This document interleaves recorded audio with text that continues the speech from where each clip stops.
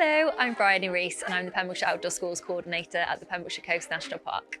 We received SLSP funding from Welsh Government to create an education resource to support schools with outdoor learning.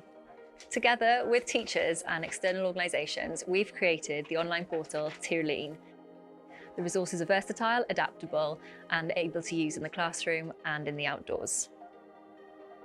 We've used the Tirlun website absolutely loads in class through our programme of learning this term. Our actual project title is Wales Landscape, so we've used the website as a basis for a lot of our planning.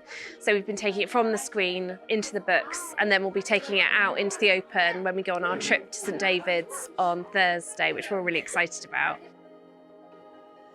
We're looking at the impact of tourism with this group, which came from an idea from the website, looking at positive and negative impacts of tourism, and then creating a poster that the children have all contributed to, saying what tourists should do to be responsible.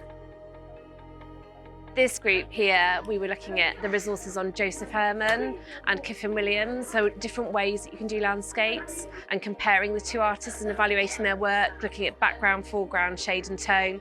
And today they're just doing that by using a different medium, so they're looking at layering collage to create their landscape with a focus on foreground and background. So everything is led through to each other.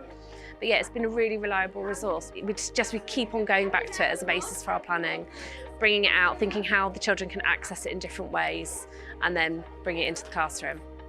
The beauty of the bilingual tasks and activities is that they can be adapted to be used in the classroom and in the outdoors, whether you've got a small school playground or whether you've got a local green space that you can access. Our aim is to work with as many schools and teachers across Wales as possible to support teachers with outdoor learning and to get their learners into the outdoors.